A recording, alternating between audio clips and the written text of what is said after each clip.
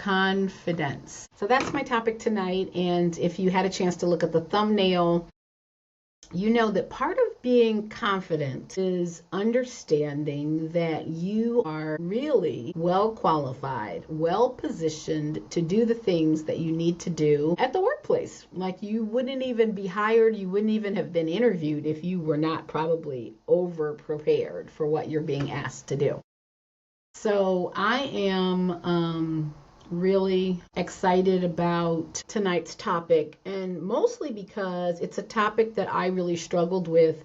And as you probably figured by now, a lot of the topics that I have here on this channel, particularly for live streams, are discussions that are issues that impacted me and that I know continue to impact even mid-career professionals.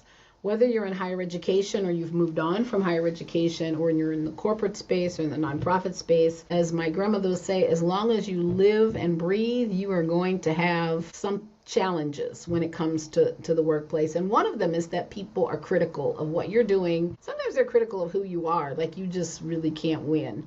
And it's important to be able to discern between those. So I actually have written an episode description, so I want to share that with you. And so my original title was From Criticism to Confidence, How to Handle Tough Feedback. And I was thinking of it from the standpoint of being comfortable in your own skin allows you to look at criticism from a really healthy place. That it may be criticism that you need to adopt, but it may not be criticism that you need to adopt. And as you become more confident in your own skill set and your own growth areas, you're going to have more clarity when it comes to discerning between the two.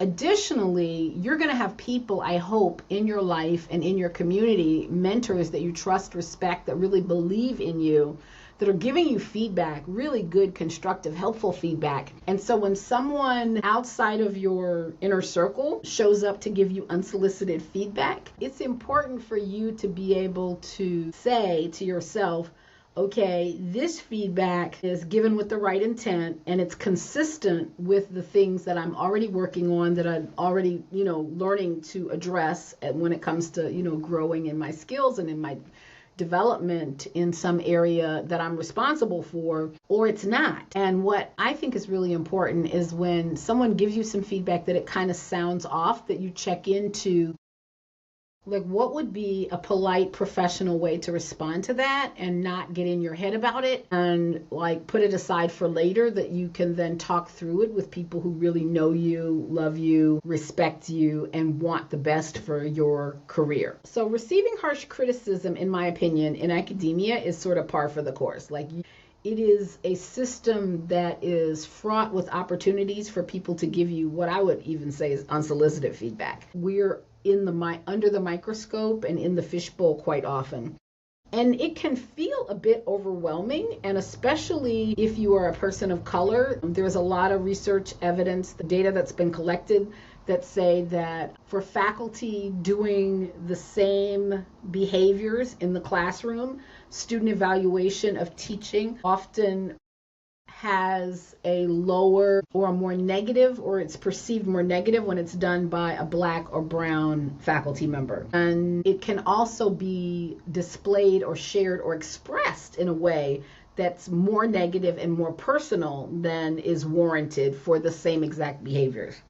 So one of the things that we want to talk about in this episode is, how do we evaluate criticism? How do we accept the fact that some criticism, a certain percentage of the criticism you get is going to be biased? So I think knowing that going into it makes you sort of think about it differently. Like, it is important to filter all of it because there is a percentage that's biased. And even if it's a biased feedback or an unfair critique, you should still have a very professional, neutral response for how you handle that. And having a strategy for that will make you less likely to personalize it. And then how do you use the feedback to then come back and respond with clarity and with confidence, and not let that comment or statement sort of attach itself to you and then ultimately derail your career.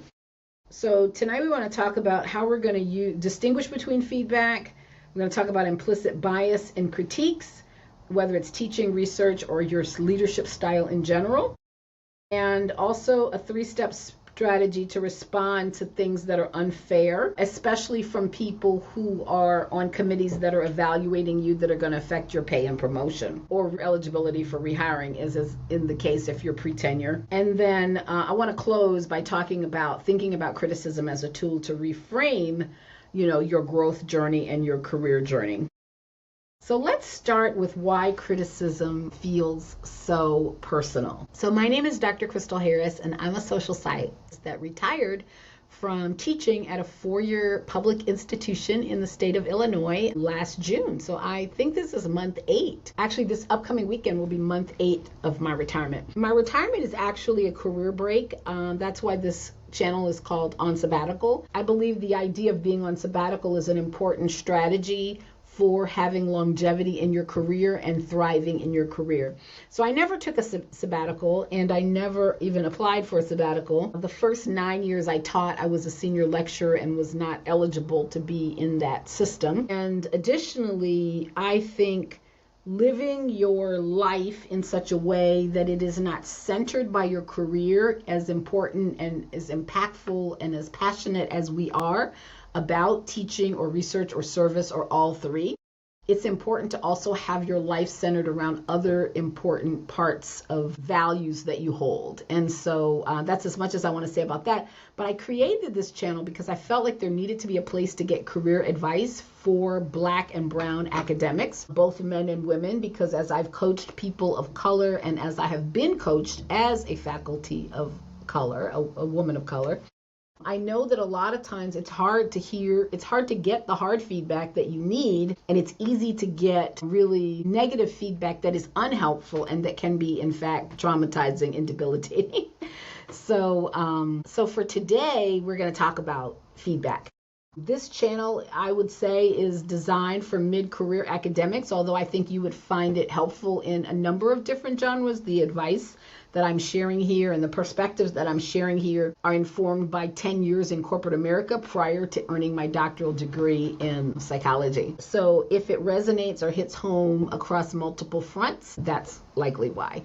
In fact, some of the best strategies I got for surviving an unhealthy, toxic workplace came from my 10 years in corporate America. So to get back to my outline, so why does criticism feel so personal? I think criticism feels personal because at the end of the day, we all have a healthy, natural desire to be perceived as competent and successful. We put so much time, effort, energy, and emotional energy included into what we do and what we've decided to make as our profession.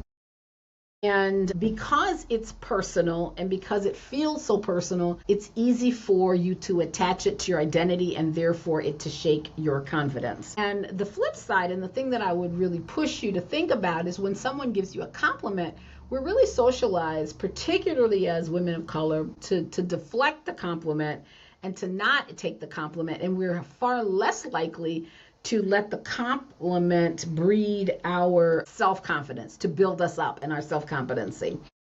So we have to recognize that lots of people have opinions about who we are, how we did something, how we express something, and many of them will feel compelled to tell us what they're thinking about us. However, that's not necessarily the best way to live your life and to run your career, circling around what other people think you should be doing. You should be operating your career and building your career based on the things that you know are relevant to you and the strategies and goals that you're using. And you should have a circle, an inner circle of people who you're asking for feedback from different perspectives and who are building you up in a way that's perhaps more of an intentional scaffolding of skills and experience. And I would argue that negative feedback is not bad, because when you're trying to build a new skill set and when you're trying to grow your skills and your experiences, you want to take risks and do things that you're not going to shine or excel at. If you're always doing only the things that you already are good at, you're likely going to limit yourself in some capacity. So recognize that not all criticism is valid, and learning how to filter it is going to be really important to maintaining the momentum that you have in your career.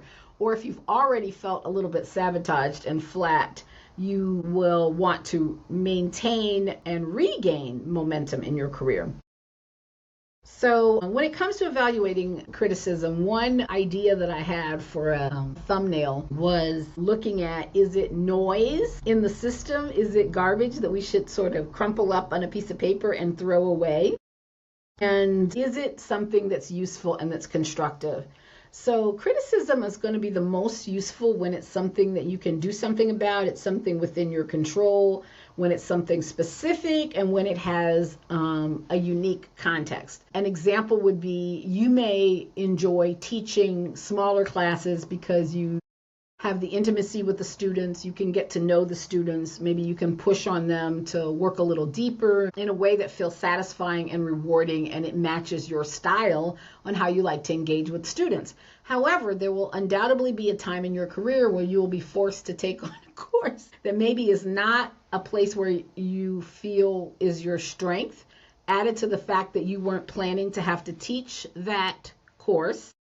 And so you may have wanted, if you were going to teach that course that you haven't taught in a long time, that you would have had a little bit more pre-work. In our system, or the system that I just came out of, the public Illinois university system, we would often have classes canceled like a week before school started. And therefore, in order to make the required academic load to teach full time, you would be basically in sort of a system where you would be offered another class or a series of classes. And so you're choosing to teach something at the last minute that maybe you haven't taught in multiple years, or something you taught last year, but it's in a format that you don't prefer, or it's at a time or a day that is going to make you stressed out because of other courses being on that day. So there are all these reasons where sometimes we might choose to teach something that's not like our ideal fit, or the area where we feel like we're naturally going to shine. Or it might be a research component. In order to apply for a grant or funding, we have to take advantage or make use of a methodology or a strategy, or add a component of a project that's something that we don't generally do. And therefore, we have to build the skill and learn how to do that thing. And so what we want to do when we get feedback and we're wondering, is this useful? Is it constructive? Is it something I need to consider? Is always give ourselves room to actually have space to make that evaluation decision. And so one of the things that I often would encourage, especially brand new faculty, is says, well, thank you for bringing that to my attention. I'll certainly take it under advisement. And then boom, change subject. Because ultimately, even if you disagree with them, or you're not sure if you agree with them, it just shuts it down and allows you to kind of move on in a way that you've kind of said, yeah, I hear you, and I will consider it. Additionally, sometimes people are giving you negative feedback to see if they can kind of get you off your game and make you a little uncomfortable.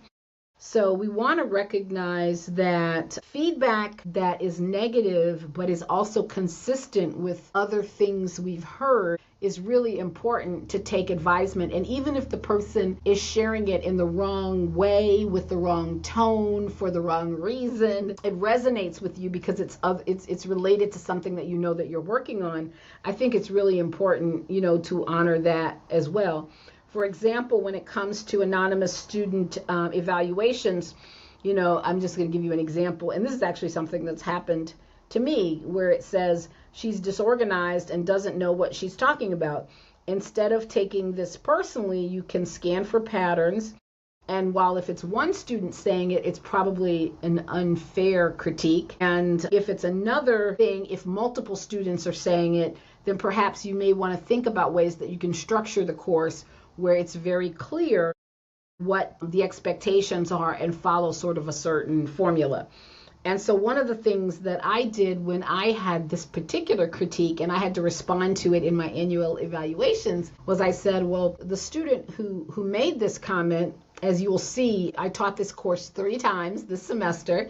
And in each course, I use the same format. However, we do sometimes have students who maybe start assignments without realizing that there are examples available in the course website, the Blackboard shell, and often are not aware that there are video instructions as opposed to the traditional written instructions. And so I'm going to assume that this person may not have been aware of that.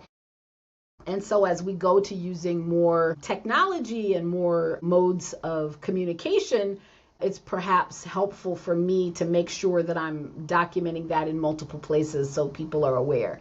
because what I did not want to happen, or I did not want the reviewers or the readers to say, is to believe that the course was actually disorganized, because if it's a course that you teach multiple times and they're all set up the same way, and that comment is an outlier, then what that student potentially is trying to do is just deflect by sharing negative comments to disparage your credibility. Whereas most people who are evaluating you are aware of your credentials, and in most cases, in order to teach at the university level, you do have the training and the credentials to do it. Otherwise, they won't let you teach. And as a result of that, I thought it was really important to also share with other people who were getting this feedback that things are unclear or things are disorganized. I also one time had a student in an anonymous evaluation say that I had belittled, and, as God is my witness, I have never done that. It's outside of my character. I don't believe in that. I actually am very annoyed and confrontational when I have the opportunity, given the tone and approach, when I see and hear other instructors doing that. Or when students come to me and say they've been treated that way in another class. I've literally coached them on how to go to the instructor and have a discussion about, their perception of, how they'd like to work on their relationship. Oftentimes, students will perceive that you're thinking negatively of them because they have negative views of themselves. And as a result, a lot of times these types of comments sometimes come in. But I think it's important to meet people where they are, whether they're students or colleagues or whatever, and just kind of affirm who you are and what you believe. And I said, well, I could see where perhaps, this was your experience, and it's unfortunate that you had that experience, because these are the types of things that I have done and tried to do to make sure that you had what you need to feel like you were well prepared for each assignment. For example, there's always examples of successful assignments. There's a list of tips of things to watch out for and be careful for. There are checklists, there are grading rubrics, there's video and audio files with me giving feedback after previous assignments that are scaffolded in such a way to help you be successful in the current assignment. So a lot of times you do find out that maybe a student has this negative view of the way that you're handling the course, but you have an opportunity to talk to them and to address that negative perception directly. And I think that's so powerful. And so I would also say that part of this evaluating criticism is to actually solicit feedback from students in settings so that the students who are not fearful, who have really no opinion of you, are going to be honest with you. I did get that feedback many times from students. I really feel like you're expecting us to do way too much. You know that we have jobs and families, because most of my students did have jobs and families. However, I would also say to them, other ways to help them to work with them in their unique situations, and say, well, if I'm teaching a class and at the end of the class, you're supposed to end up with X, Y, and Z, and I teach the class at a pace where you're going to only end up with X and Y, and then you go out into the world and people believe that because we gave you this degree or because you took this class, which is a prerequisite for another class, that you have Z and you don't have Z, then you're underprepared and I haven't done my job. And so if it seems like I'm pushing you and I'm being really particular, it's because I really want you to have Z. And I know in order for you to get to Z, I got to make sure that Y is a solid competency for you. So that's just an example of one of the ways that when you invite students to give you feedback and the feedback is negative, that you can kind of meet them where they're at, but also have very clear communications, and also to inspire hope and confidence in them that they can do it. As I began to teach for more years, or teach a certain classes for multiple years, I would often say to them that this is the part of the semester where students often begin to doubt their ability to finish the course, but I want you to know that you're just as smart, just as talented, just as busy, and maybe doubting yourself as much as other students in the past have, but 99% of them pass this class, finish this class. It's not to say that it's easy or it's a cakewalk, but it can be done, and I expect you will do just as well. The next thing I want to talk about is biased feedback. When someone gives you feedback, but in fact it's not about your work, but it's about your personality or your character or your approach to something that is a function of your expertise in an area, that they may not have the same expertise and may doubt your credibility in the approach that you're taking. And so sometimes those biases come about because often Black and brown women are especially socialized to show up as maybe they didn't earn their degrees, didn't earn their skills, and didn't earn their ability to be in a position of influence or power or access. So it's really important to think about things that are rooted in historical bias rather than an objective assessment of your skills. And if the feedback seems to be negative but doesn't have sufficient examples or justification or can't be, given with any level of specific context, then it's likely that it could be something that needs closer examination. And I would encourage you also to handle this feedback along with somebody who you know supports you. And the reason why I say that is because if in fact you need strategies or creativity or innovation, not innovation, but you need outside the box thinking on how to best get more information on if this is valid or not, then a mentor or an ally will be able to help you with this. And an example of this is, how Black women in particular, and sometimes Black men as well, are sometimes considered too aggressive. If they're quiet or more extroverted, they might be considered unfriendly or not collegial. And these negative terms are really more personality markers or behavioral or social behavioral norms that might exist that you may not be even aware of, that people are having these expectations on you.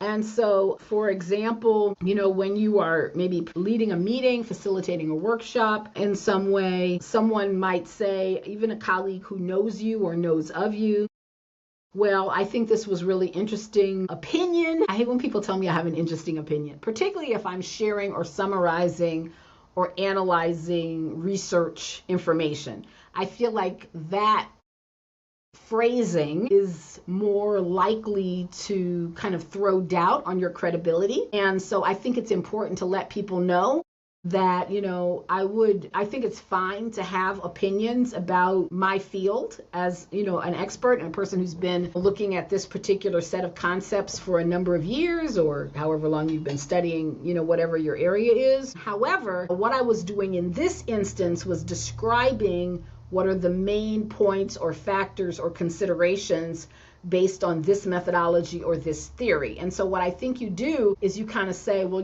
while there is a time and place for opinion, and I see that you thought this was it, what I was in fact doing was not opinion. It was based on some theoretical orientation or some methodology or some framework that has been well established in your field, particularly if it's a person who does not have the depth of knowledge of your specific area. Now, if you were at a conference where a person who perhaps is looking at the same set of phenomenon and perhaps has more experience and more seniority than you, then, that line might not work as well. But again, this is where having people who you know and respect in your corner can help you navigate, like, when this happens, how should I handle that? If this person is the room. And in fact, when I practice conference presentations, I would often practice with the assumption that a senior scholar, I would have in my mind a senior scholar who might be there, who might take issue with the way that I've chosen to present the data and be prepared. So like when you do a mock interview for how to handle that particular comment. And then be clear that if the critique is about content and it reflects, an area of preparation where perhaps you wish you had spent more time and that you're not sure that it's not a valid content point, that it's still important for you to respond in a way that's neutral, in a way that's calm, in a way that's confident, and that shows your level of expertise in the subject area.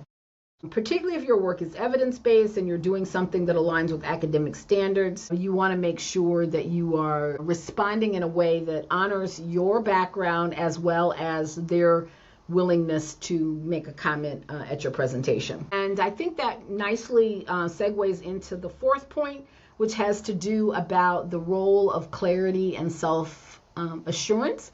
I think these are really hard skills to pick up when you're new, but you literally have to practice being confident. You literally have to say to yourself, how do I show up handling certain types of questions anticipating the questions, planning a few sentences of response, and then also being very open and inclusive in your delivery of the Q&A session about ideas that perhaps you have not considered or ideas that you're familiar with, but you hope to do more consideration of these factors or these issues or these controversies. In social science, there are a lot of things that are still up for debate, things that we thought were true 40 years ago that we now know were both it's made up. And so it's great to go to conferences and have these conversations about how, as much as we think science is fact, that science is also evolving. And as we learn more and as we study groups that we didn't used to have access to studying, we're learning that things that we thought were cut and dry may not be as dry. They're actually a little bit damp.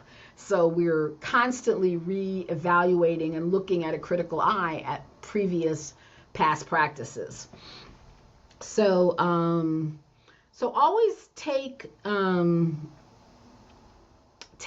stance that we're always learning and evolving, and that the focus should be on the substance and not the tone. And then I would also say that it's important for you to stand up for yourself if someone is coming at you with a microaggression, a micro insult, or flat out disrespectful tone.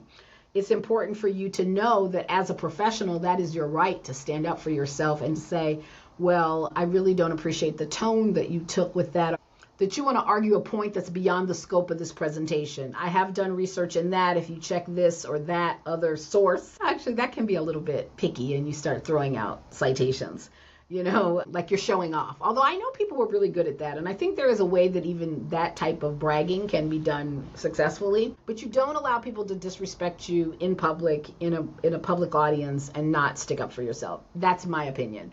If you don't feel comfortable doing that, then hopefully there are other people in the audience who know you and respect your work and have read your work who can make a comment to sort of get the other side in there, particularly if they notice that you're flustered, I think is the word, with the comment that's being made. So another example that I wanted to share is a colleague might say, Professor so-and-so seems very defensive when challenged on her research methodology. And so one of the ways that you could phrase that or approach that, well, I do take qualitative, or in my case, I started doing mixed methods research when I became a tenure track professor, and prior to that I had always had a desire to do both but never did.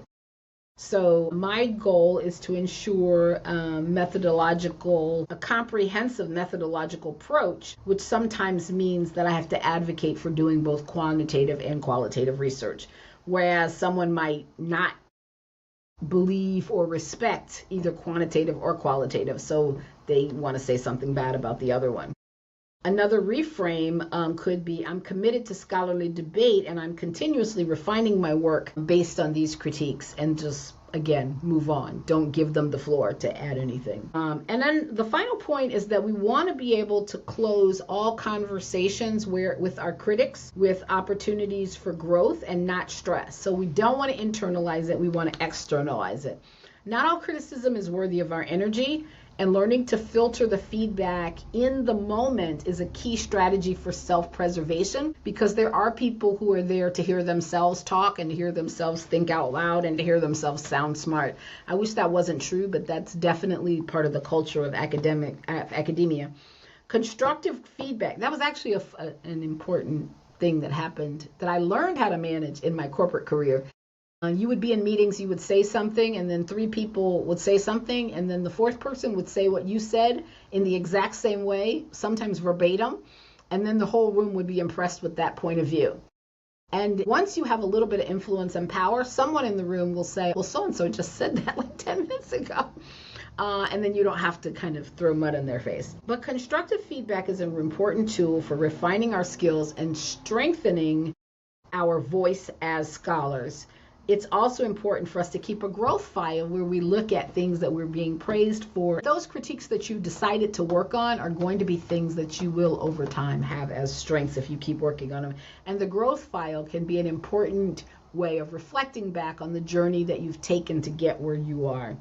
Recognize that your confidence grows when you take control of your career and process your feedback while letting the feedback or the person who's giving the feedback dictate your self-worth and your credibility. Criticism is really inevitable in most workplaces. So the thing that I want to close with here again is many of you all may know that I have been a career coach for the last 5 to 6 years, starting with students who are working on their doctoral dissertation and who need feedback on their content or their research methodology, and who then went on to become either part-time contract or tenure track, and eventually tenure track professors. So I feel really privileged to have been in that role of being a career coach. And that really informs the idea that I had to start this channel to give career advice and my perspective, and just to share stories of hope and encouragement for people who are struggling in their careers. If you feel stuck in your career and you need someone to help you develop a strategy to advocate for yourself and improve how you feel about your career, including making an exit plan to either leave that role or leave that organization or move up or reinvent yourself within that organization, which I also think is doable for most people, I'm happy to be that person for you. I have 30-minute discovery calls available. Feel free to reach out to me via email or in the messages on any of my social media channel, private messages. On LinkedIn is probably the best place to send me a private messages, meaning I'm on LinkedIn every day, so I'll likely see it within a timely manner, not so much the other platforms. But I thank you for your time, and I would ask that if you found this helpful and you enjoyed this content, that you would please go to YouTube if you're on YouTube or LinkedIn and like the video, leave a comment, and tell me a little bit about what your strategy is for dealing with your critics. If there's a strategy that I didn't mention that you have for how you face your critics, I would love to hear more about it. And thank you so much for your time. Share the video with a friend, subscribe to the channel. Take care. Bye-bye. Namaste.